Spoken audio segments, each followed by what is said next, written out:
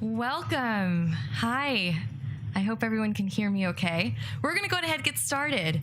I'm Megan Chabalowski, and I am on our public education team here at the U.S. Institute of Peace. I am also the very proud manager of our Peace Teachers program. So I'm thrilled that you're all here to hear from our teachers, to learn more about this program, but more importantly, to take the experiences with you that our teachers had over the last year. In a moment, we're going to hear a welcome from our director, but I wanted to just cover a few housekeeping items. So this program is invitation only, but we are considering it on the record, and that's because we are webcasting it. So there is an audience of people tuning in from across the country, some of the folks that we work with, but also families and friends of our colleagues here on the panel. So we are considering it on the record because it is being broadcast out to a select group, and we'd like to put it on our website afterwards so that other folks can tune in and watch it. So if there was somebody who had hoped to make it here today who can't make it, then you can direct them to the website. So that's great. So please do keep that in mind as we go forward. Those of us who are joining via the webcast, we want to say welcome to you as well. We are considering that it's like you're in the room with us. It's a YouTube Live, which I'd never heard of, so I've learned something new today. But there is a comment section at the bottom of the YouTube Live. So please do comment. We hope that you will ask questions, tell us what you're thinking.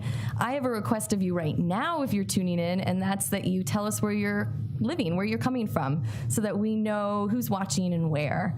And I have a colleague here, Ellie, who is keeping an eye on the comments section. So we're going to periodically turn to Ellie so that she can tell us what's going on online. So you are not forgotten, and we're going to come back to you. I also wanted to mention the great quilt that hopefully you had a chance to take a look at as you came in. That quilt is by one of our former Peace teachers, Monica Shaw, who's here in the room with us, which we're so excited you're here, by her students. So they made this quilt as part of their activities for the Peace Teachers program, but in honor of the International Day of Peace. And so we're thrilled to be stewards of this quilt, and we share it proudly with guests. So I would like to just get us started, and so I'm very pleased to welcome up our Director of Public Education, Ann-Louise Colgan, who's going to offer us a more formal welcome.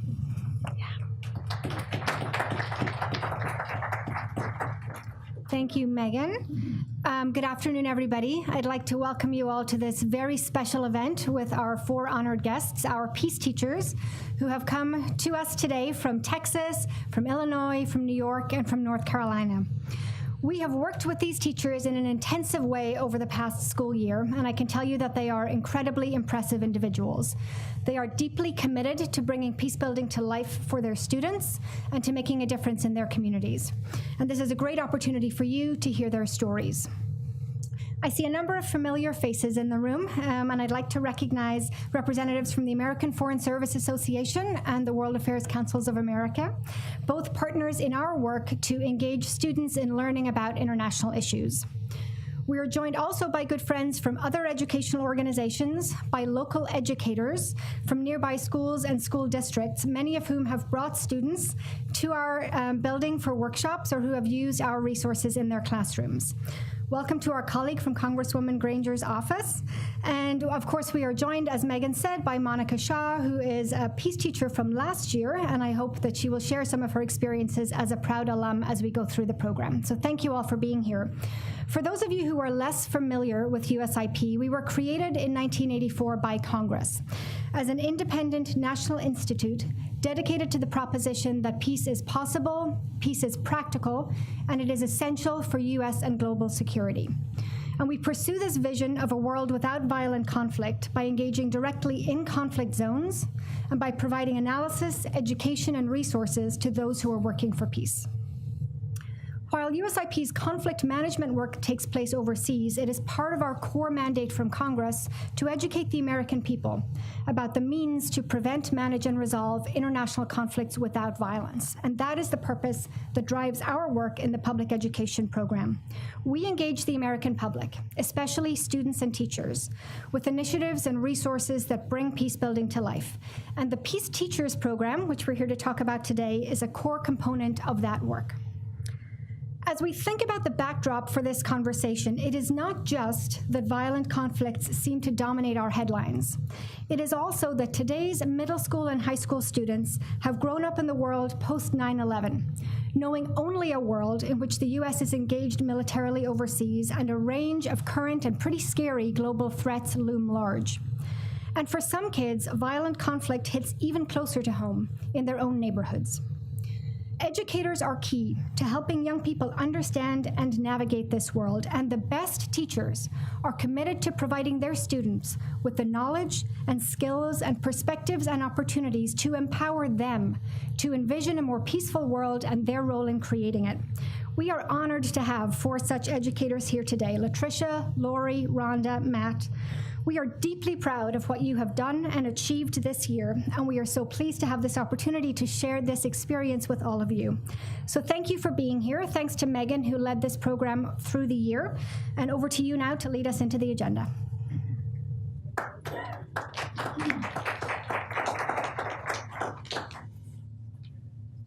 Is it on? Oh, great.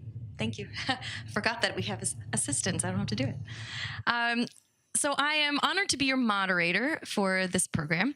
And before we turn over to our teachers who have some wonderful presentations prepared for you, and then we'll have time for conversation, I wanted to take a moment to tell you about the Peace Teachers program. Hopefully you grabbed some of our resources outside, which will give you an idea. But the Peace Teachers program is a year-long professional development opportunity for American middle and high school teachers. It's rooted in the conviction that educators can play a really pivotal role in bringing peace themes into their classrooms, schools, and communities. So while educators often welcome this role, we know that people would like to do this, it can be really difficult to fulfill it at times. There are many challenges educators face, from curricular restrictions to limits on time to even not being quite sure where to find access to resources to support this teaching of peace and conflict.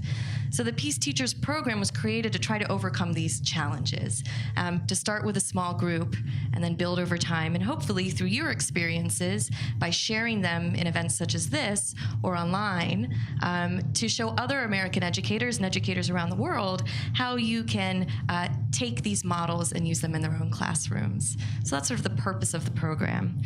So our Peace Teachers do not take participation in this program lightly. It's a commitment. And I think they knew that going in, but it probably was a bit of a shock a couple months in anyway. Not like you're busy or anything already. So over the course of the school year, they're working very closely with us as they're developing their own understanding of international conflict management and peace building. So what it means to build peace around the world and in our own communities. And then also discovering new ways to teach about conflict and peace. So what does it mean to teach these themes and skills in your classrooms? They're introduced to USIP's resources for educators, which are all on our website. The one we ask them to really use most is our Peace Building Toolkit for Educators. It's kind of at the heart of our curriculum, and it's a set of lesson plans developed by our colleagues in our academy here at USIP, developed by teachers for teachers, and edited by our colleague Allison Malofsky. And this lessons really help teachers bring these themes of conflict and peace and the skills of peace building into their classes so that students can become active peace builders themselves. So you're going to hear some references to the toolkit throughout, so I wanted to make sure you know what it's about.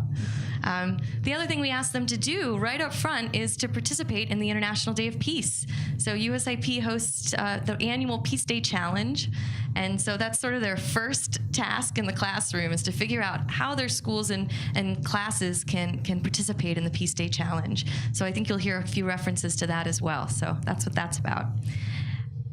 Then we meet regularly, every single month online, so that our teachers can build connections with each other, with us, and then also stay on track so we can talk about progress throughout the year.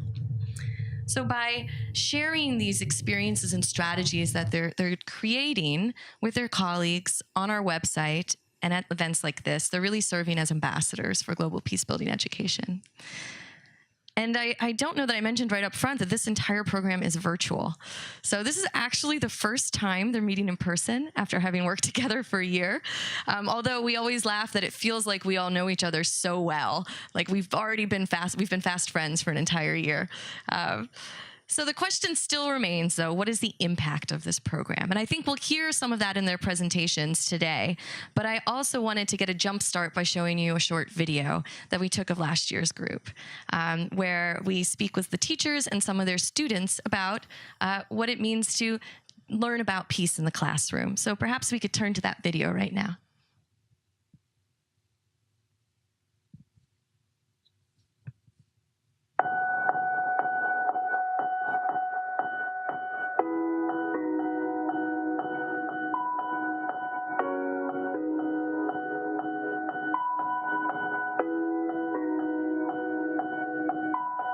As a USIP Peace teacher, I learned that peace building is a skill, the ability to manage conflict and navigate to a peaceful outcome, not just in their personal lives, but for the sake of our communities. I think this program is important because its goal is to normalize peace building. If we want students to be able to actually put their actions into practice, it needs to become an everyday part of their learning in the classroom.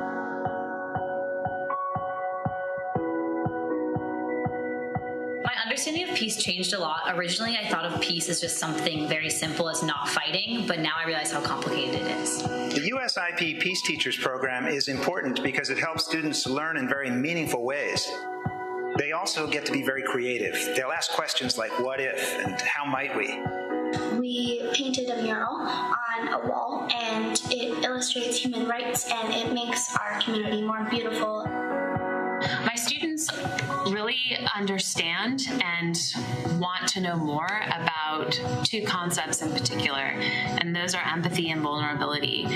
We have these opportunities to help students inculcate a true understanding of how both empathy and vulnerability can be used in the process of mediation, in the process of negotiation.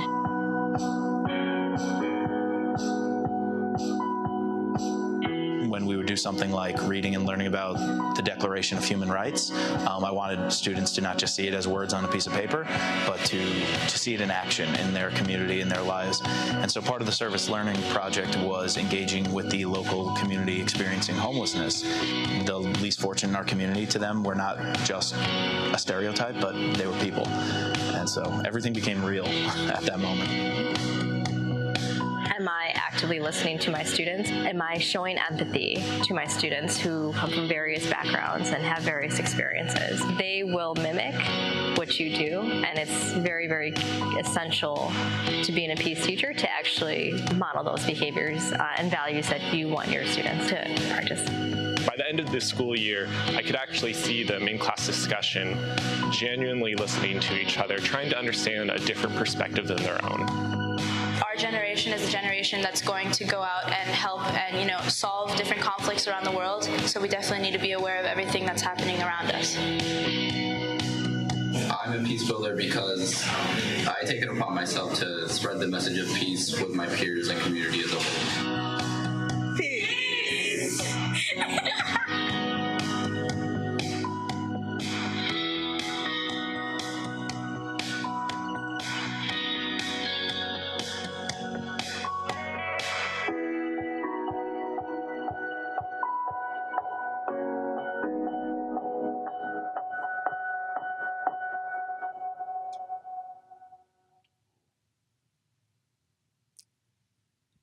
Okay, so on that note, I'm very pleased to turn the mic over to our real stars of the show, who are our peace teachers.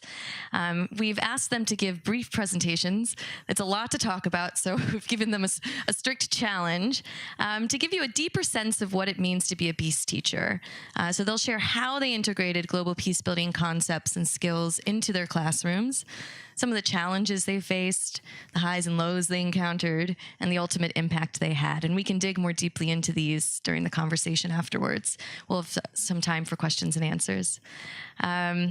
With that, I'm going to introduce them to you. So sitting immediately to my left is Patricia Davis, who is a 9th to 12th grade social studies teacher at Lake Hill Preparatory School in Dallas, Texas. To her left is Lori Raybold, who's a 9th and 10th grade English teacher at Hamburg High School in Hamburg, New York. Next to Lori, we have Rhonda Skylark, who is a 6th to 8th grade educator at Perspectives Middle Academy, but who also works with her school's Peace team. And then at the very end here, we have Matt Cohn, who teaches 9th to 12th grade social studies at Carborough High School in Carborough, North Carolina.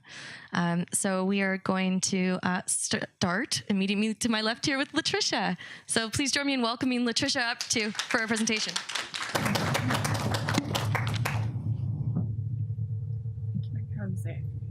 Thank you. Hi, my name is Patricia Davis. As she said, I am a 9th through 12th grade history teacher at there we go. Lake Hill Preparatory School in Dallas. We are a small private school through a K through 12, but I teach in our upper school. I teach among a variety of things. Last year, AP US History, AP Human Geography, which focuses on people and cultures and this kind of political development and all of these different aspects. And then World Geography. This year, I'm adding World History and a new course that I will come back to because it came out of my participation in the program. I'm also, among other things, a sponsor, leader of a couple of our student organizations, including Academic World Quest, where we compete. And it worked out very well this year. I'll come back to that with my connection with the USIP. And then Sistines, which is our all girls service organization. I was first introduced to the USIP at the NCSS conference in 2015, where I met Megan, who was, I think, manning a booth at that point in one of her conferences or one of the sessions. And from that, I got on the newsletter that led to an email last summer that said, hey, we're looking for teachers that might be interested in our cohort. Applications are due in 2 days. And I said, is it still open? Can I apply? She said, sure. And I was fortunate enough to be one of the selected to participate. And so that's where it led this beginning of this year journey. It started in wanting to apply because I believe in teaching my kids at a global level. I believe it because we're such a global society that we're more connected in any time we've ever been, that our kids need to know what's going on in the world.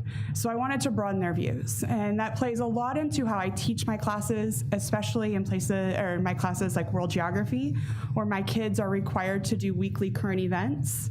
The only stipulation is that they have to be world-based. They cannot be US and government, because that's what they hear every day. And I want them to bring it in every Friday. They turn in a little write-up of it. What did they learn? What did they get out of it?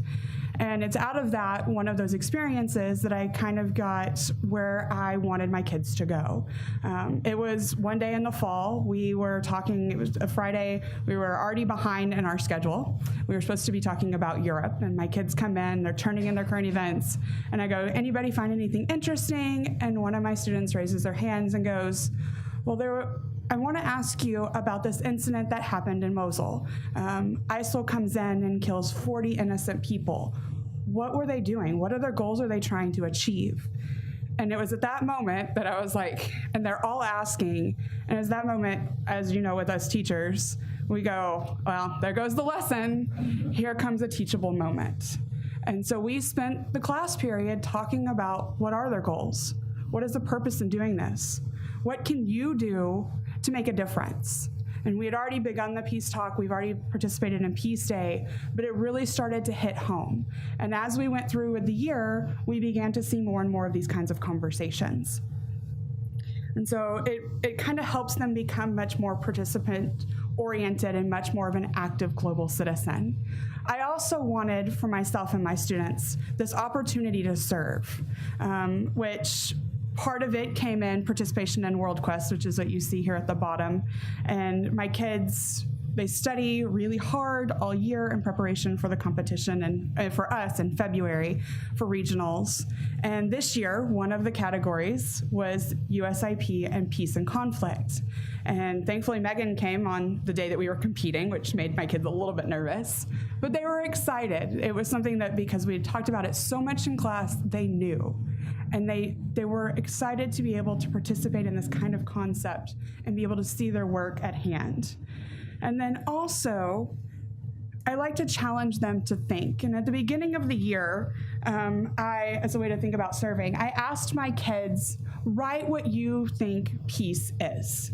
And it gets at the core values of what I believe peace is and what I tried to do through this program for my kids, is that peace isn't we're always going to agree, but it's that we're going to be able to serve and that we have an open mind and open ears to hear each other's points of view.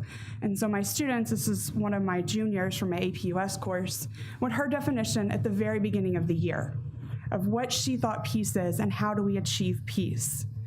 And then, as you see, she says, you may not believe the same things, but you still respect each other and coexist. And this is what we went back to over and over. And at the end of the year, I asked them to come up with this kind of overarching idea of what peace is to them, or how do we symbolize it. And that's that, if you can see at the image right in the center, it's a tree with the world at the bottom. And the world is attached to the tree through roots. And it represents to them, and what to me is, all of this peace comes from this idea of coexistence, being able to listen to one another, is learning about what each other needs, what each other's root cultures are, how do we respect each other at that. And so for them, this is their tree of knowledge that's rooted in how we promote peace in the world. And that really made it hit home for me.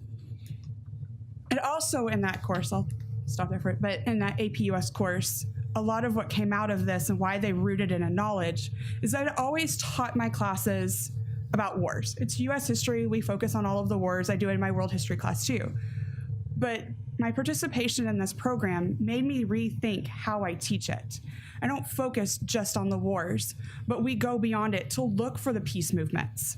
As we reflected in both my US history and in my world geography class on our human side of it, we connected the different peace movements. Yes, we study Vietnam and the reactions at home, but my kids began to go back and reflect on, where are their peace movements in the revolution? Where are they in the Civil War? How can we see that moving forward today? And so they began to make these connections across freshmen through seniors, which is amazing to see. And so out of this participation came my new course, Contemporary Issues, for next year, where we're gonna focus on what's going on in the world and how we can be active participants in it, but also how we can connect a little bit more with World Quest, making connections to things that matter. My freshmen, the very end of the year, right before we started our review, I challenged them to do one of the lessons in the toolkit, and we were talking about how to be peace organizations or how to be peace builders.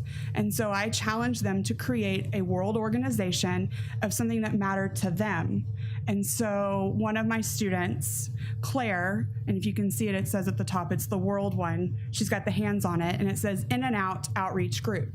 And she remembered all of our conversations about the countries in Africa and how many of them are disadvantaged, how many of them have a lack of resources, the basic necessities of life.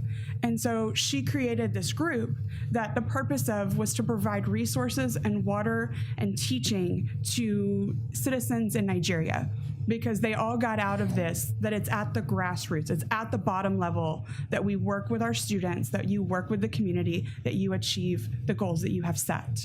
And so this was what she had, and this is what she decided that was most important to her. And then finally, what I think I took away the most was the service aspect. And I mentioned our Sistines, our girls organization. And at the beginning of the year, part of what they have us do is to create a goal sheet, what we want for ourselves, what we want for our students. And one of mine was to be able to take more action within my local community, within the broader world. And I had found that there was an organization within Dallas that was going to be doing a human rights walk in late April, early May. I was like, that's my goal. That's how I'm gonna take action, is I'm gonna participate this way. completely set it out of my mind because with my classes, of course, you get busy. And then our cis teens, one aspect of it is service. And so our spring committee wanted to do a service project. They did something for the teachers, but then they wanted to do something as a group that gave back to the broader world. And so they went out among themselves, they decided they wanted to do a 5K, and they picked the human rights. Not even speaking to it with my students, not even mentioning that that was what I wanted to do, they picked that for themselves. And so we did it as a group. And so it was so impactful for me that my goal became their goal. And that's what, we all want to achieve in our students, is that our goals, our beliefs, the things that we value become the things that they value. So, thank you.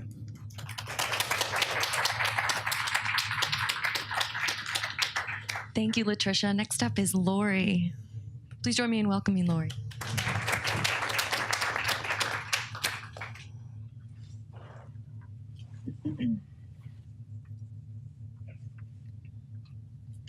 Good afternoon. Thank you so much for being here and for supporting Peacebuilding education.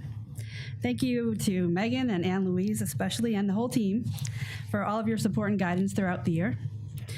And thanks to my great team of fellow Peace Builders for your unending inspiration. My name is Lori Raybold, and I teach 10th and 11th grade English at Hamburg High School in Hamburg, New York. Hamburg is located just south of Buffalo, and while we do get our fair share of snow in the winter, our summers by Lake Erie are absolutely spectacular. And if you haven't been, I encourage you to come and visit. As far as my background, I was raised by parents who stressed the importance of serving others and who lived by the golden rule. My mom was a nurse and my dad a volunteer fireman. And they were both active in their church and community, and they brought my brother and me to everything. These experiences cultivated a strong sense of empathy in me. And as I got older, I learned more about the world, and especially about the darker side of history and man's inhumanity to man. I knew I wanted to work toward a future that was more fair, more just, and more equitable for all. And so after studying some of these atrocities in college and beyond, I was fortunate enough to team up with a few fellow like-minded teachers to found the Summer Institute for Human Rights and Genocide Studies, which is a program for high school-age students to explore these topics in more depth than what you can typically do in a school year. We also connected with our local Holocaust Resource Center to provide similar workshops for teachers throughout the school year, and this is where I had the great fortune of learning about the United States Institute of Peace. We actually created an annual trip for teachers, for educators to come to DC, and we decided to feature the USIP as a featured destination. This was a missing piece of the puzzle for me in my own education. While I had gained very valuable education and experience in teaching about Holocaust and human rights issues over the years, I never quite knew how to teach about creating peace. Peace was always the end goal. Excuse me. Let's create a more peaceful world. But until I learned about the teacher toolkit, I did not know that there were concrete steps I could take, thank you, and teach others to take in working toward peace. And so, as I approached the school year, I was both excited about the prospect of teaching about peace building in the classroom and a little unsure about how I could blend or even justify spending so much time on this topic within my English curriculum. It seemed like a more natural fit within the social studies classroom, for example. However, I was determined to find a way to make it work because I wanted to do more than just talk about peace with my students. I wanted to take action. So as I rolled these thoughts around in my head for a little while, I realized that both in the real world and in the fictional world, the heart of every story is conflict. As English teachers, part of our job is to find meaningful, well-written stories to not only teach students about proper grammar and composition, but also about valuable life lessons. We struggle vicariously through our characters and learn from their mistakes and triumphs. And so I decided to frame this year as a journey into peace building. We begin by defining conflicts and peace and analyzing conflicts and conflict styles. We initially explored the scenarios in the toolkit, and we later moved on to our literary characters, exploring, for example, the problems characters like Romeo and Juliet or the boys in Lord of the Flies faced. We discussed how they might have approached the conflicts they faced differently and what options they had that they may not have considered. For example, how might knowing about conflict styles and analysis have helped them realize that they had less violent and destructive options than what they ultimately chose? Students examined some of their own personal conflicts and social media drama through the lens of the peace-building skills they were learning, and light bulbs started going off. They, too, might have more than just one possible solution to any given problem. They began to see that they do not necessarily need to immediately react to a conflict they are facing. There might be benefits to more carefully analyzing the problem and thinking it through. And then we began to extend this analysis to both historical and current events. What options or choices did people have during the Holocaust? What options does the United States have in responding to provocations by leaders like Kim Jong-un? This is where the practice of marching through that toolkit really started to pay off. I had a group of sophomores this year who were very quiet. They were reluctant to participate and often appeared apathetic. But as we progressed through the year, I began to notice subtle changes, especially when we engaged in conversations about peace building. Students became more animated and much more willing to engage in small group discussions. The real-world scenarios and videos provided in the toolkit introduced students to problems they had never personally encountered before. And it gave them a keener perspective in what it means to have first-world problems. They began to understand that many conflicts are much more complex than we may initially realize, and much more complex than the way they are presented on TV and social media. In short, our practice with the toolkit empowered students with the skills to think critically about a problem and take steps to work through it, no matter how long it takes. This might seem like a small step forward, and it may be, but it is a step forward in the right direction. And it reminds me of the words of Robert F. Kennedy's famous Ripples of Hope quote. Each time a man stands up for an ideal or acts to improve the lot of others or strikes out against injustice, he sends forth a tiny ripple of hope. And crossing each other from a million different centers of energy and daring, those ripples build a current which can sweep down the mightiest walls of oppression and resistance. May it be so. Thank you.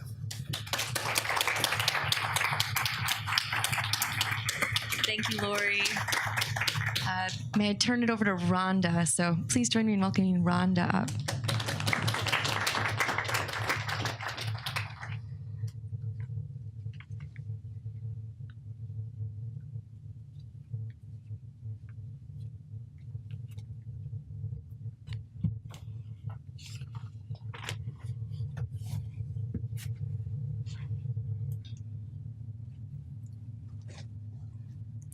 Perhaps you've heard of my city.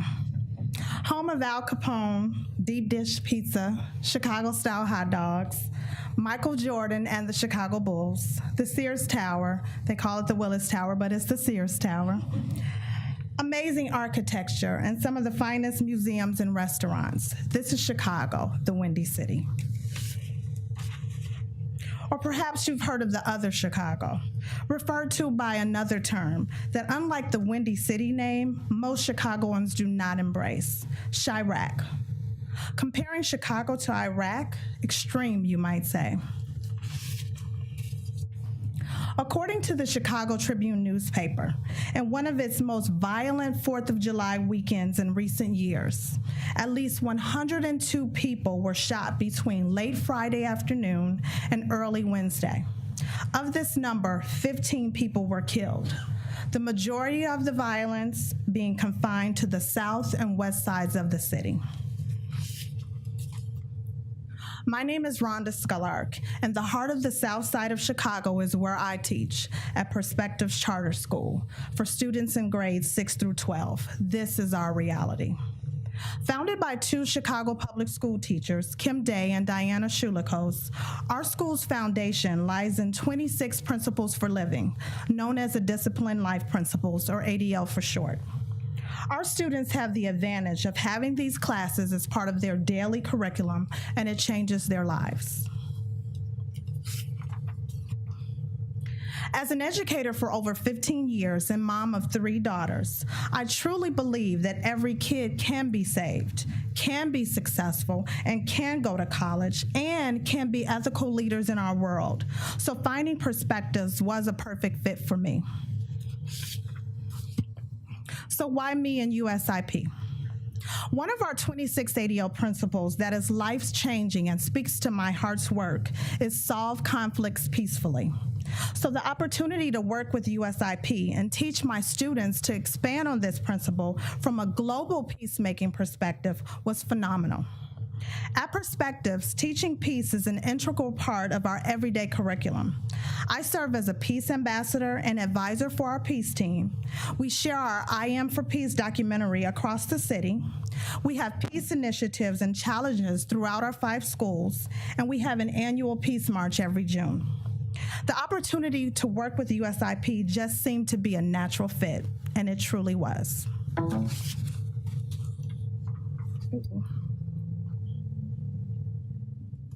Thank you. So, I had this lofty beginning of the year vision to equip my students to be global peace builders.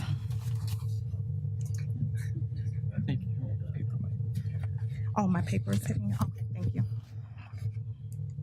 Okay, so did I do it? Did I meet my goal?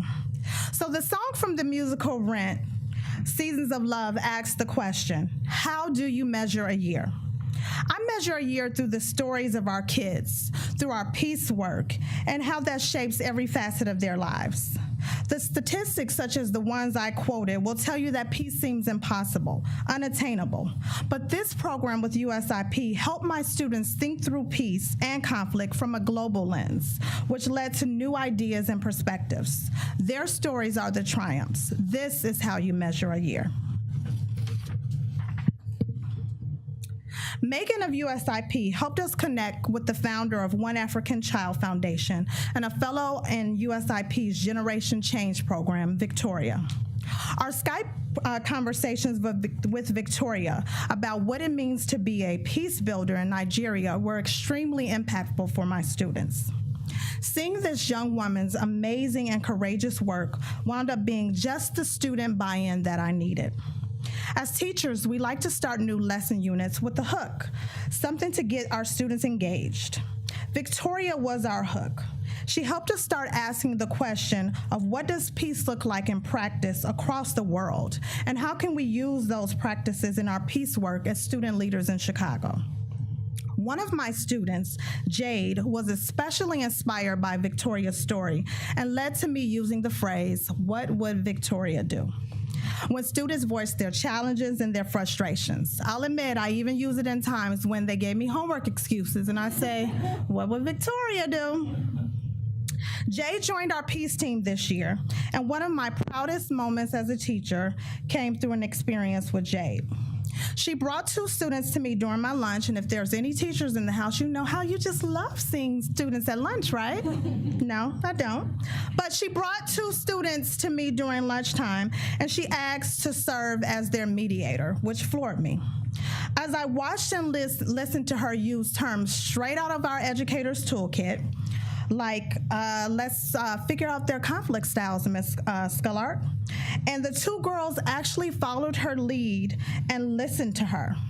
By the end of this short lunch period, the girls had found common ground and shared really intimate stories. All I did was sit back and eat my lunch and listen. Jade has used her voice to advocate for peace, and when she expressed her nervousness before a radio show interview, I egged her on with, what would Victoria do? Jade's triumph was my triumph. This is how I measure a year. It's amazing to work every day and do something you're passionate about. By working through the lessons in the Peace Building Toolkit for educators, my students expanded their definition of peace and grasped the concept of peace being formed by multiple perspectives. So when we had to brainstorm things to do for our Peace Day challenge, they felt it was important to take this knowledge literally to the streets. We went to busy street corners in our school community, and the students talked to whoever would listen about our 6 peace stamps that we use, peace steps that we use at Perspectives, and asked people to take the peace challenge. Watching students like Jaquan and Kayla engage fearlessly with complete strangers and speak passionately and knowledgeably about peace without my input was a sight to behold. Yet another triumph. This is how I measure a year. Feel free to sing the song at any point if you like. As the 2016-17 school year began, Trinity, my 8th grade student, as you see pictured on the left in the black shirt, had been a member of the Peace team for the 2 previous years. Extremely bright but a bit shy, Trinity will be the first to tell you that she does not enjoy public speaking, nor participating in discussions with people she's never met. But then came her peace work. Another one of my proudest moments came when my colleague coordinated a day for our Peace Team students to visit New Trier High School, a school far different from ours as far as racial makeup and socioeconomic status. We spent the day engaged in critical conversations focused on life in the inner city versus life at New Trier. We talked about disparities in education, economics, and opportunities. Our exploration of global peace-building strategies helped prepare my students for this day because they knew that despite differences, there's always some common ground to be found. To look over and see Trinity engaged and comfortable in the discussions spoke volumes about how far she's come. Though so many other big things came of this day, as we continue to build a relationship with the students at New Trier and the school, seeing Trinity in this element was a triumph. This is how I measure a year.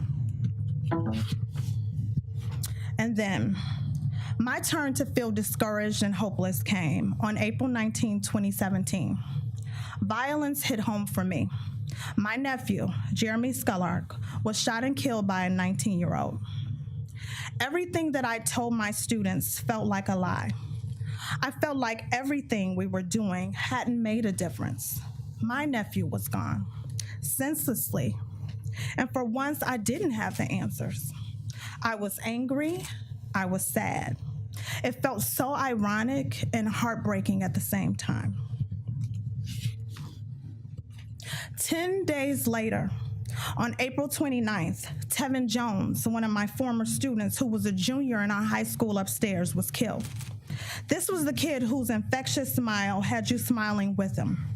He really was the peacemaker. He treated everyone with love and respect. And if he saw you needed a friend, he became yours. I won't even talk about what a beast he was as a track star. At his funeral, I heard story after story of the positive influence he'd had on the lives of people around him. Again, so much promise gone. Our staff and students were hit hard. Each year, it seemed that I was attending more student funerals than graduations. The loss of my nephew and then Tevin shook me to the core. Nobel Peace Prize recipient Albert Schweitzer said, "At times our own light goes out and is rekindled by a spark from another person. Each of us has cause to think with deep gratitude of those who have lighted the flame within us." So just when my spark went out, it was lit from an unlikely source for which I will always be grateful. Meet Godfrey.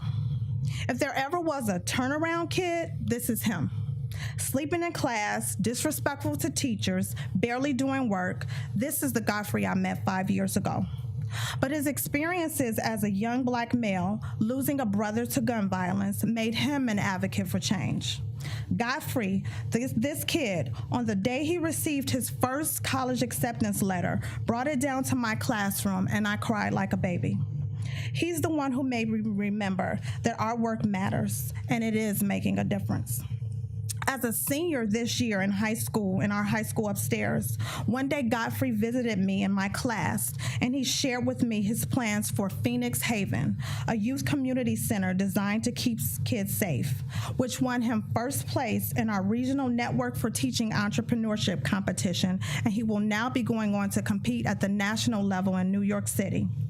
He thanked me for never giving up on him and stated that his teachers helped save him from a life on the streets. And instead, he's headed to college. This June, he stood on the stage of our annual Peace March and spoke of his experience. I stood next to his mother and I said, "Look at our baby. This is my triumph. This is how I measure a year." In our buildings, we challenge our kids to think critically, ask questions, and we support them as they put to work solutions to action. Another one of our ADL principles is to be a lifelong learner, and working with Megan and Louise, Laura, Latricia, and Matt in our teacher cohort has been phenomenal in ensuring that I am continually learning and evolving. But what about the kids who don't have ADL? What about those who don't have a teacher who works with USIP? I had the great privilege, and I'm glad he's back with us, of meeting Ambassador Moose today, who sits on the board of USIP, and he reminded us that though conflict is inevitable, violent conflict is not. Teaching my kids these lessons now can prepare them to be the next ambassadors and leaders working to achieve peace, not just in Chicago, not just in their communities, but around the world. So how might the stories of Jade, Trinity, Godfrey, Jaquan, and Kayla, and so many others be different? As for me, I'll keep doing my part, and these 3 words couldn't be more fitting: to be continued. So I'd like to leave you with the quote one of our founders always uses that really motivates me. "A small group of thoughtful people could change the world. Indeed, it's the only thing that ever has." Thank you for listening.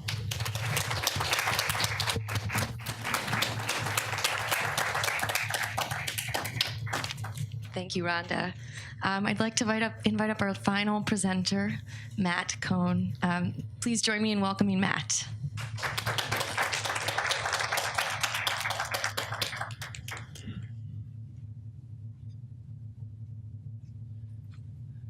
Hello, everybody. It's good to be here. As soon as I heard that there was a USIP teachers program, I wanted to be a part of it. As I shared with the group yesterday, my parents met in the Peace Corps in Kenya in '68. My wife's parents met in the Peace Corps in Ecuador in '67.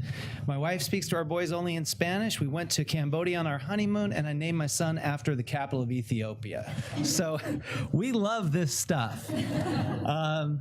I want to share my perspective on how schools oftentimes teach about peace building and activism. And I think there's probably no person who's talked about more in U.S. schools than Dr. King.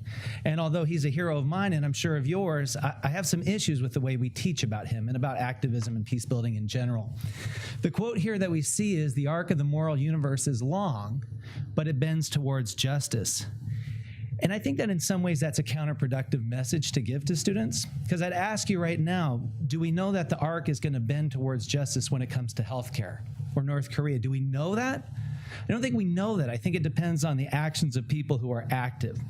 And so in giving this narrative that's a little bit too simple, that makes it seem like someone like Dr. King was so great that he came along, he woke us from our slumber and all was well, we also risk giving them a narrative that's pretty uninteresting, as though everything was destined to work out the right way. So if we were to teach students in a way that I think is maybe more befitting of the true struggle of Dr. King, we would also talk with students about his struggles. We'd talk about when he went to Chicago, and he said, "These mobs are more vicious than anything I've seen down south." We'd talk about when he started speaking out about Vietnam and he lost many members of his coalition. We'd talk about the fact that for the last 10 years of his life, Time Life magazine said that he was one of the 10 most despised Americans. We would mention those, and in mentioning those, we give the students a realistic, complex portrait of what it means to be an activist. So for this year, my students and I, we really focused on people who were activists and peace builders, and we used the USIP toolkit, and we used a lot of resources around us. So one of the things that we did at the very beginning is we asked these 4 foundational questions. What are the impediments to peace in this particular case? Whatever case we were studying at the time. 2, what are the opportunities for peace? 3, in what ways is or are the issues more complicated than they initially seem to us? And then 4, What tactics and strategies would an activist or peacemaker need to use in addressing these? So we reach out to activists all around the world and all around the US. And in October, we were really fortunate. We got to meet with Brian Stevenson. And for those of you guys who are watching this at home, you can't see there are literally thousands of people in this room right now. Can you raise your hand here if you know Brian Stevenson and his work? Okay, so for those of you who know, he's phenomenal. He's the author of Just Mercy. He's the founder of the Equal Justice Initiative. He spent his last 30 years working with people, primarily poor folks who are on death row in southern states, people for whom life is very bleak. And Brian shared several insights with my students, and I'd like to share these with you as well. Brian said, one of the things is that the roots of the issues that you're dealing with are long and profound, and that you do nobody any service when you just jump in right now in 2017 and want to know what's happening. He said, you need to go back and you need to study. So as a history teacher, that warmed my heart. And then he said, well, after you study, you need to talk. He said, I don't think we've ever had a very frank conversation around race. The next thing that he said to my students, he said, we need to be proximate. So if you care about people who are suffering in prisons, you know where you need to be is not creating the next app and not blogging about it. You need to get to the prisons. You need to work with folks. Finally, he told my students, you need to be prepared to lose many battles along the way. And Brian talked about for the first 20 years of his career, he felt like he was shouting and no one would listen.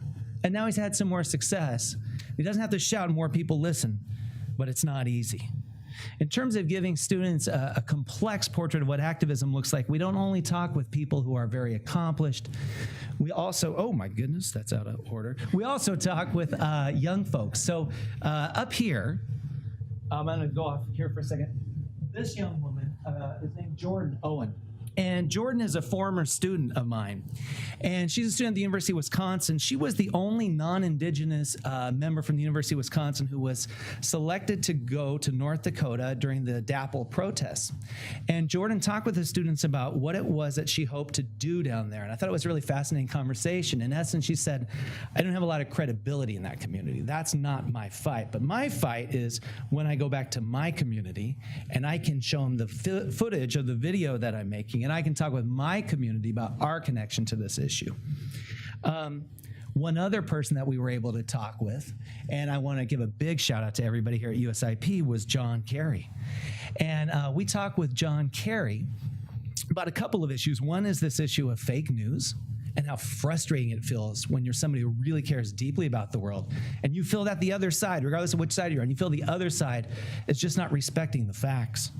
And we also talked to him about the rise of populism in a whole host of places, not only with the Brexit vote, the American election, but also Holland, France, and Germany. And because the students wanted to Skype with him, and they really wanted to pick his brains about how do we as activists, as people who care about justice, get us out of this hole that we're in where we can't even respect the other side, they conducted hundreds of interviews. I mean, they Skyped with people in Amsterdam. They Skyped with protesters in Paris. I had one dad get mad at me because his son had to make a phone call to Germany. But that's the kind of work that we were after. When you're an activist, you pursue something. If it means you talk to somebody at midnight your time, you talk to them. And so when we talk with Secretary Kerry, one of the things that I thought was really profound is we never endeavored to solve anything. Right? You can't solve this. This is too complex. But we talked to him about here are our ideas for how you might address this. And he gave us feedback. And I talked to a parent who 2 weeks later was on a flight with him coming back from Dubai. And the parent said, hey, Secretary Kerry, my kid talked to you and he thought you were, and Kerry said, from North Carolina? And Dad said, yeah, and he goes, those kids are going someplace. Moving along, one of the things we did is, so we normalized talking with activists. We had them in our classroom all the time. And then the students decided that they wanted to read a book by or about an activist. And you can see this list of books up here, but they're really different, right? So the first one, It's Our Turn to Eat, is about the whistleblower John Gathongo in Kenya.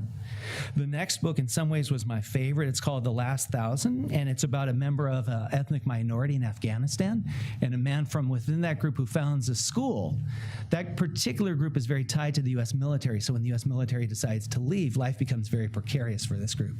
The third one was a war child. It's about a child soldier from the South Sudan. The fourth one is about someone we really struggled with. Is he an activist? The macroeconomist Jeff Sachs. But we decided that he was, because through his Millennium Villages project, he was really trying to bring about great change in some of the world's poorest communities. And then fifth, some of the students read the Nick Kristof, Cheryl Wu Dunn book, Half the Sky, about women's movements and empowerment. And I think a lot of interesting things happened here, and I'd like to share three with you. One of the things is because the students were well-versed in thinking and talking about activism, they were able to really critique the people who they were reading about. Right, so for example, when we were reading The Last 1,000, the man who founds a school that's primarily for female students, is always telling them, you need to be activists. But at the point where the American troops are mainly leaving Afghanistan, he says, you can't be activists anymore. You're putting your lives on the line. And the students feel betrayed by him.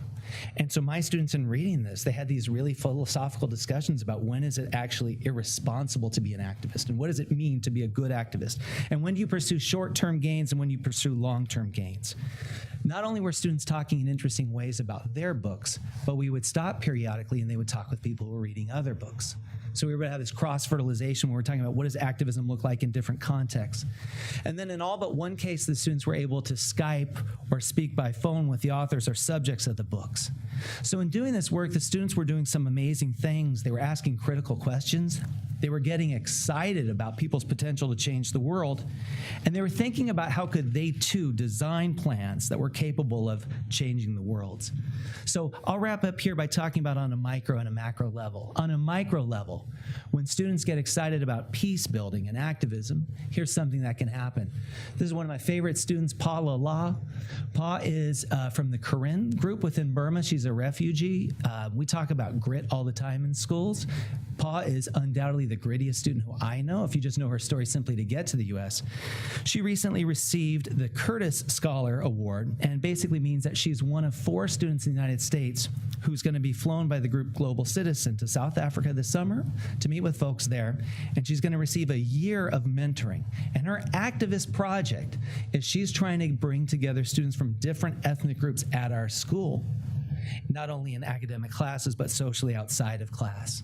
And finally, I'd say when students get excited about activism and peace building, this is what it can look like on a larger level. This is the last day of my class, my global issues class, and here the students are presenting their own research about an issue that animated them.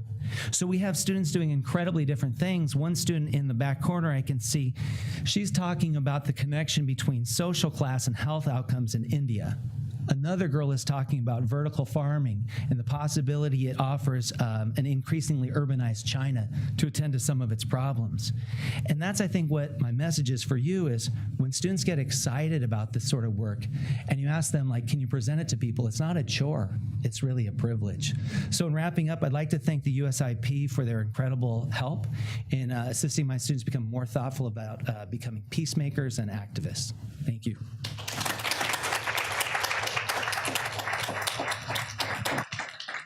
Thank you, Matt. Well, gosh, this is all a hard act to follow, but we're going to have a chance to now chat with you. So first, we'd like to thank you, all of you, for all your hard work. You made our jobs easy this year. So you can tell we have a stellar group of teachers that we selected to work with. What I think is really stands out, of course, is that you all approached incorporating global peace building into your classroom in different ways, right? You each teach different subjects, you have different priorities, different goals. But I did hear a few themes that we had in common. So something that I wanted to just start with for a question was, I had the great pleasure of working with everybody yesterday, and we were talking a lot about our experiences over the last year, and a theme that came out is this theme of conflict, that all we hear is conflict, whether it's about what's happening around the world or in our own communities.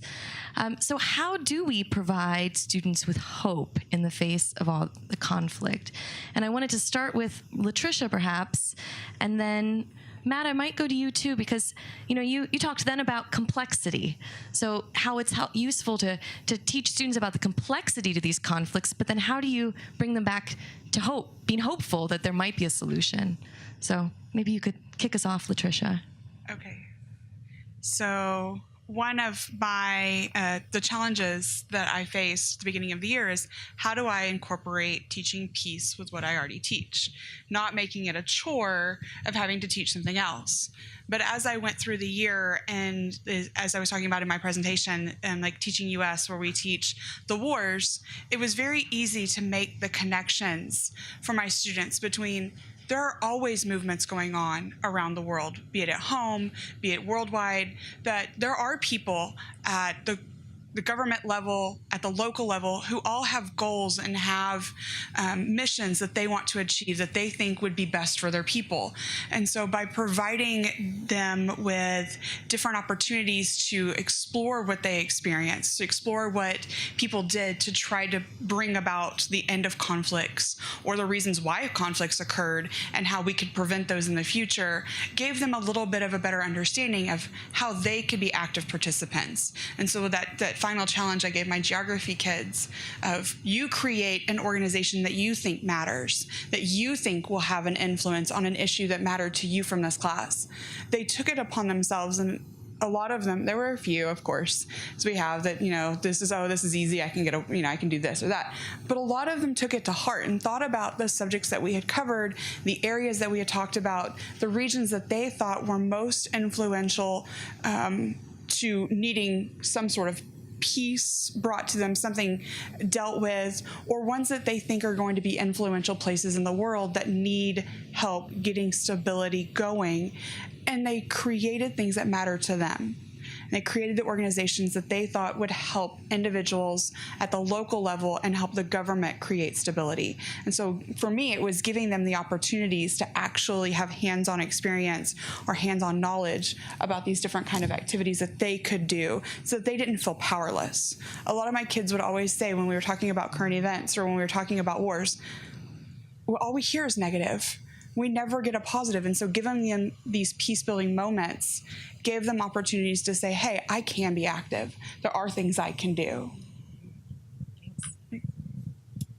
So one of the things I was thinking, I don't know I'll answer your question completely, but I know that when I feel overwhelmed or hopeless, it's oftentimes because I feel impotent.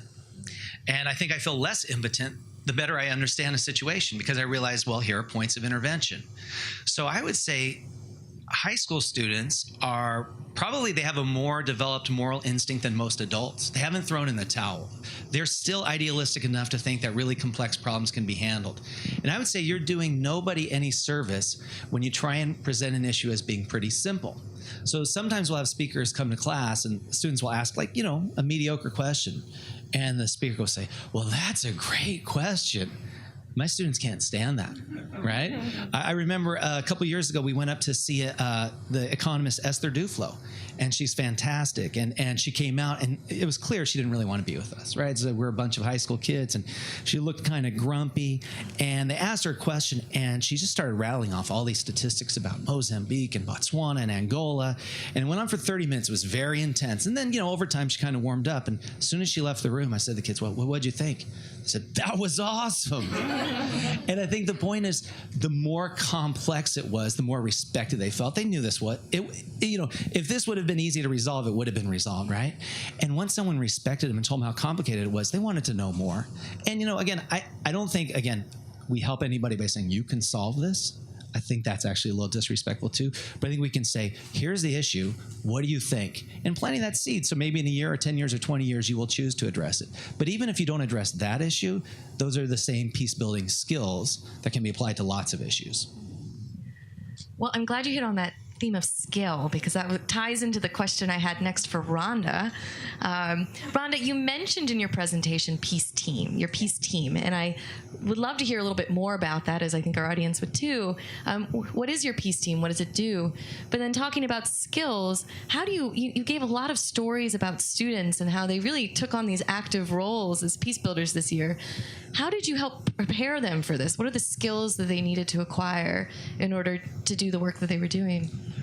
Again, I'm fortunate at our school because we actually do make peace a priority, and so we have peace camps in the summertime that our students can attend, that we work through mediation tools and what it means to work through conflict. Some of the same things that we deal with during the school year and we work through with the toolkit, we do those in the summer as well. Our peace team is an after-school activity that any student can join. And I stress to students, this doesn't mean that you have to be the kid who's never gotten into trouble. Like, honestly, those aren't the kids that I want, because you kind of already have peace down. I want the kid that's, getting it going in the classroom and that's, always having issues with, other kids, so that we can work with those students. So we bring those students in and we tell them they don't have to be perfect, but we work through with them what it means to live peacefully in their lives. And then once we start working through that, then it's okay, what does it look like if you bring it into your house? Even with you arguing all the time with your brother and your sister, or maybe it's you see things that are going on and, with other relationships around you. And then we bridge out to things that are going on in the community and the neighborhood. Of course, always stressing to them to be safe. But a lot of times it's, if one of your best friends is making choices that he or she should not be making, having the courage to speak up and brainstorming with them those kind of conversations and what they look like. Because as you know, middle schoolers, high schoolers, they don't want to be lame, as they say. So you have to kind of work with them conversations in their own language that they'll be comfortable with having, to talk to their peers about what are the best choices to make for their lives. So we do those kind of things, and then we build into some of the other peace work that we do. We have an I Am for Peace documentary that we show across the city at colleges, universities, corporations. So we go spread the message of peace and let everyday people know what's going on in our schools and what issues our students face every day just trying to make it to school safely. So members of the peace team do that. We plan peace challenges throughout our school and throughout the community. This year we had our first ever youth summit where we invited youth from across the city of Chicago from all different schools to participate with us in a day-long workshops designed to explore these issues that we deal with in our school that other schools may not have the opportunity to talk about in their classes every day. So we had the youth summit, and again, peace team members, these kids are the ones who are pushing this, that we're giving our kids a voice because like Matt said, we don't want to tell our kids, you're about to solve peace, you're about to end all of the violence in Chicago. That's not realistic. But can you make a difference? Absolutely. If you can save one child, if you can talk to one friend of yours and help them make a better choice than what they'd be making, then that's what we're doing through our youth summit. We had a male summit. Again, peace team ideas. Let's have a time where we can get all our boys together and let them have some separate time. And even that, it was like I'm in and out, I'm making sure they have their private time. And we had community leaders, men, strong men, come in and talk to our boys about what it's like to be a young Black man and what leadership looks like for them. So then towards the end of the year, every year we have our annual Peace March, which is phenomenal. This year we had 2 peace marches. We had an opportunity to have one in the neighborhood for which our school sits. And that was our first one in our school neighborhood. And it was just amazing to see the community support that we got, just walking in our neighborhood and people stopping and joining with us and just blowing their car horns, and it was just an awesome feeling. And it's always great because our students are the ones who sit with us and make the plans. They wanted to do this demonstration this time that we were all a little leery about, but they wanted to mimic a violent situation where there's gunshots and everybody falls to the ground. And they wanted, because they wanted to show everyone this is part of their everyday existence. Like most of my students have experienced this. They've been walking or they've been somewhere where shots have rung out and they've had to drop. And so they wanted to show people what this feels like for them. And so just empowering them and giving them a voice and supporting them and what they want to do, that's the work of our peace team. So it's awesome that USIP is also supporting that and helping educators across the country start their own peace teams. And I just look forward to, I talk with you guys about helping connect those peace teams so that we can work together and do even greater good. I would love to. We've heard a lot about, these individual students who are doing great work, and kind of thoughts as how you can incorporate this into curriculum. At a personal level, you've spent a year now thinking about how to tweak what you do in your classroom, right? To teach it from a peace-building lens. So, Laura, I just want to turn to you, and this is my final question, and we're going to open it up. But, Laura, I just want to turn to you to share perhaps a learning experience that you might have had this year, something that for you personally was a transformative experience. Thank you. It'll turn itself on. Okay. There you go. Well, I think for me, that approaching this whole task was kind of daunting at first because, just go teach peace. Just, that's a huge concept. And for me, I'm a person who, I am a global thinker. So that makes it difficult for me to know how to break things down into little steps. And I was so happy to see that toolkit and to dive right into that and walk and march, as I say, crawl sometimes through those lessons with my students. And I discovered a lot about myself, about the challenges I need to hold myself to, and also just to not be afraid to take those steps, even if you're scared or you're not sure how your students might react. It's been so valuable to me to have those tools to get me started, and now I feel empowered that I can go into a lot of different directions.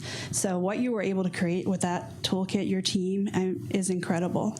And I really want to hand it out to everyone I see. I want to talk to teachers everywhere about it and students everywhere about it, because thank goodness now that, it works. There are we've heard examples here today. There are tangible ways of creating peace and reducing conflict in the world, and don't we all need more of that? All right, we swear we didn't bribe anyone today to talk this much about the toolkit, but we're glad it's so effective. I'd love to open it up to our colleagues in the room. And great, it looks like we've got some online questions as well. We have an online question, great. But if somebody in the room has a question or a comment for a specific teacher or for the group, we invite you to offer it up. We'd love to hear what you think. We'll go online if not, but yeah. Oh, sorry, one moment. If you'll wait a sec. Sorry to interrupt you. We have a microphone coming to you. How do you kind of introduce to some of the students the concepts of privilege or the white savior complex or anything like that? Or how do you teach intersectionality? Because those are kind of even bigger concepts that feed into peace building and getting them to understand these kind of deeper problems as well.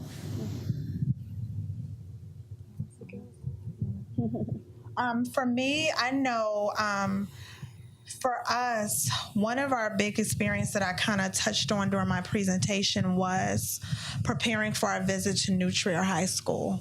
And for the majority of my students, they live in the community of our school. They don't venture much outside of our neighborhood.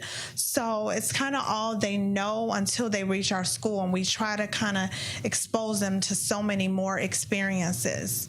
And in preparation for our visit to New Trier and exploring what their school system looks like, what the differences are, and why those differences exist, and then at the same time stressing to our students that, yes, they have all these opportunities. Yes, their school looks big and beautiful. When we first got to the USIP building, I kind of shared with Megan that coming to this building, kind of felt like the way my students felt when they entered New Trier's high school building. It's beautiful. It's a beautiful place. And, we struggle with budget cuts and things, and we don't have a lot of the things that those students have. So, again, as I was trying to make the point of stressing to my students that these differences exist. And so that doesn't mean that you can just rest on that and say, oh, I can't do this because I don't have this and my school doesn't have this. We don't have access to that. No, you have to fight harder. You have to find the resources. You have to ask the questions. You have to push, and you have to work harder. And so, and also, but that doesn't mean that those students are better than you, that they're brighter than you, that they will do more with their lives than you will. And so when we got to New Trier that first time and having those conversations, and again, using those skills that we had learned to build that common ground, one of the first things that built that common ground with them was that a lot of our students who attended were juniors from New Trier as well as our students, so they just taken the SAT. And that conversation alone was like the icebreaker, because they were all like, I don't know how they got there, but it was like, gosh, did you guys take the SAT? Oh my God. And so from there, it's like that's where the conversation stemmed. And so all of those other barriers kind of broke down. A lot of the students from New Trier had never had a conversation with the African American. Never been, face to face. And so it was new for them. It was new for our students. But it was just the first of a series of visits that we're having, and just this relationship building so that our students on both sides, can learn from it and grow from it, and then take that, back to each of their communities and share the lessons that they're learning with that. I hope I addressed your question a little bit. Yeah, it's a great question, and I have some thoughts too. Like, I personally don't feel very comfortable with a lot of the service kinds of work that I see student groups doing, for the very reason that you kind of suggested. It's like, I'm so privileged, and the sense of noblesse oblige. I'll hang out with you for 3 days and I'll build something, and then I'll kind of get out of here and be able to write about it for my college essay. So I'll get a tangible reward, but what will that community get? So I guess I would say, in our context at Carrboro, there are a few things that we try to do. So one is we try to bring in lots of speakers who address this issue head on. Right? So we bring in cultural anthropologists, we bring in economists, we bring in physicians about how do you form bonds with people? What is your role in that community? Have you seen people do that poorly? When it goes poorly, what does it look like? Another thing that we talked about quite a bit too is, Paul Farmer talks about this idea of, some people mention cultural competence.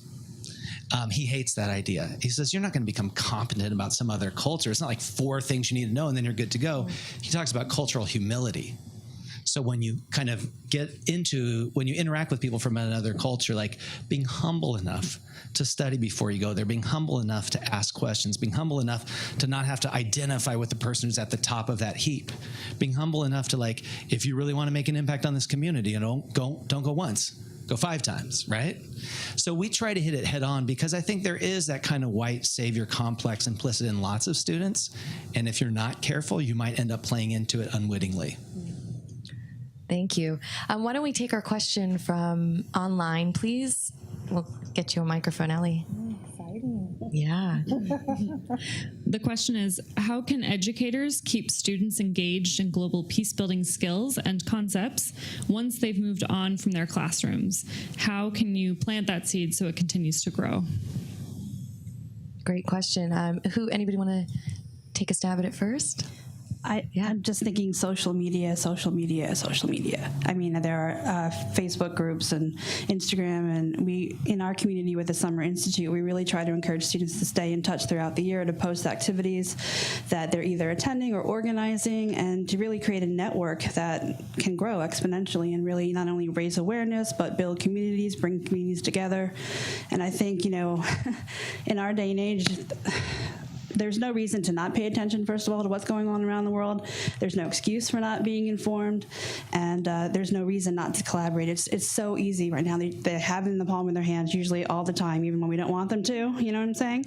So that's a really great way to empower students and help them to stay in touch with each other and in touch with what's going on in the world, like the USIP page, like the pages of organizations that you're interested in, and the information will keep coming to you and pointing you in a direction that is powerful.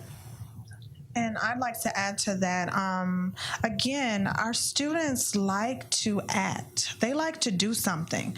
So by connecting them and finding ways to connect them to organizations that in some small ways or big ways they can do some work, I think that relationship then will last longer than when they leave your classroom. So I know we've had situations where our students have joined up and partnered with organizations in Haiti. They've worked to raise money to build wells, and as they've transitioned and gone on to high school, they continue that relationship. They continue that fundraising. They continue to do those sort of things. So once you have students really vested in doing something that they believe in, then it doesn't matter if they're your student, or not. They'll still continue that work, I believe. Mm-hmm. I want to take a moment to acknowledge that sitting here we have Monica, who was a Peace teacher from last year. And I would love to hear from you, Monica. Sorry, Monica, I'm trying to look. I'm seeing you here. Thank you, Allison.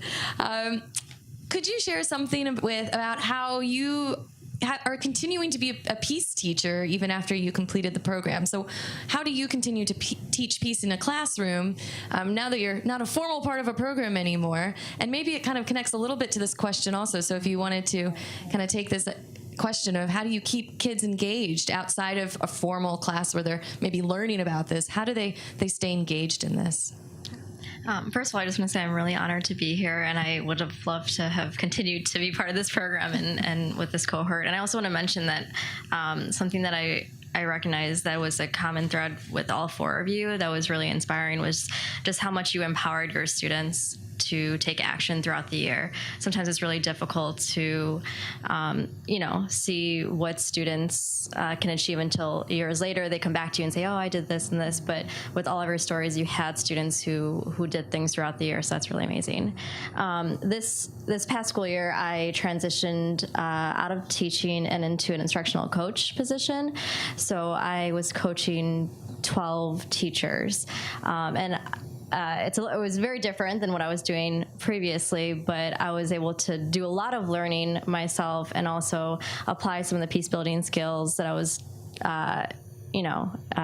teaching and facilitating with my students, actually with the teachers that I was working with, which is very different from working with youth.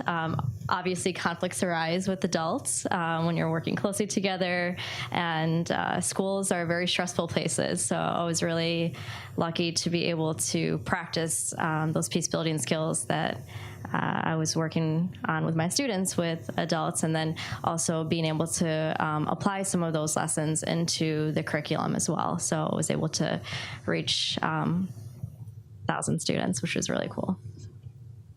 Thank you. Well, we are down to our final 5 minutes. Time flew. But I would love then to turn back to our teachers for the final word. And we've heard a lot today. And so I'm going to ask them to do the lion's share of the work for us, to tell us what they think if we take one thing from today, from everything we've heard, what is the one thing you'd want us to take with us from your work, from teaching global peace building education? What's the one piece that you want us to remember? Maybe we'll start at the opposite end and work our way down towards me. And Latricia, we'll let you go last. Yeah, so I'd say this is the best part of the job. I mean, I know people probably think the emails and the parent conferences, but no, this is, and by this I mean getting students excited about contemporary issues. So for instance, like, I can't speak for them, but I've taught River Valley civilizations 16 times in my life. And, it's important, it's foundational, but I think kids can lead a good life without remembering too much about the Tigris and the Euphrates. And I have faith that in some ways they'll forget it, and that's probably reasonable. But when you're in that moment and a student has gotten excited and probably angry about something, right? Then you've actually kindled something in them that's going to matter to them. So when there was that online question about, how do you do this in the future? I don't think you have to. I mean, maybe with small numbers of kids, you will have an ongoing relationship. But I think it's getting the students excited and getting them to feel that they can have an impact. And honestly, there's huge joy in that as a teacher. So it's probably the best part of the job. My answer, I think, is pretty similar. I think that in our quest as educators to prepare our students for college and to prepare our students for the next big exam and standardized tests, we've lost so much in what was old school character education and preparing our kids to just be good kids and preparing them for the world. And programs like this give them that, because what's the use of having this extremely intelligent child that's just a jerk? Seriously, that's just a jerk, and that doesn't know how to be respectful, doesn't know to be humble, doesn't know to be empathetic, because they haven't experienced that. And so a lot of times what our kids get is what we give them in our classrooms, because they're not getting it at home. So we have this awesome opportunity to give them this extra stuff. And I know a lot of time we can say, well, time doesn't allow it, and our curriculum is not there, and we've got minutes and minutes, and every minute counts. But we've got to make it a priority in our schools to give our kids this. Otherwise, you're getting to those bigger problems in our world that we cannot solve without taking it back to the beginning, and the beginning is in our schools. Oh, thank you. Well, that's tough. You can pass it. No, I had a thought. It just escaped me for a moment. That's okay. For me, I really think it's important to try to do something every day to find a way for this curriculum or this information and emphasis to work into your lives, not just in the classroom, in your curriculum, into your friendships, into your relationships, really nurturing relationships with each other. That's really what will save us in the end. And I was really taken by the experience of the International Day of Peace we had back at the very beginning of our program, and that question that I shared with my students, who will you make peace with today? And I keep coming back to that. It's both simple and very profound. And the thought that can start with just making peace with myself, making peace with my neighbor. One small gesture can make a difference in someone's life. And this is a life mission, for me. And I want to share a little bit of that with everyone I meet. And especially I have the gift of sharing that with students and educators. So I challenge you as well to think about that as you go forward today. Who will you make peace with today? I'll say that probably for me, and it might tie all of them kind of together, is to embrace those teachable moments. Give your students, if your students are interested about something, those things that they're passionate about, the more that you teach those, the more that you give them opportunities to express their interest, the more invested they're going to be in the long run. Give them the opportunities to achieve what they want, or to at least pursue. For me personally, and for my colleagues and my team, to get to work with you throughout the year. We are so proud of everything you've done. You inspire us every day. It makes it a joy to come to work, to get to work with you. And we are honored to be able to call you our Peace Teachers. So you are graduating to become alumni, which is very exciting. We will have another cohort next year, so stay tuned for who that cohort will be. The announcement is forthcoming. But we hope that you all will stay engaged with us, and we hope that everyone in the room will stay engaged with us as well. We are going to have a reception outside the door here, so just cookies and sweets and coffee. So we hope you'll linger and have a chance to meet our teachers and chat with them. And please, if you don't get a chance to ask the questions you want to, we are happy to connect you. And I'm sure that's part of this conversation today, is how do we move forward and collaborate together on this mission that's bigger than any one of us. So thank you all for being here today, and we hope you'll join us outside. Thank you.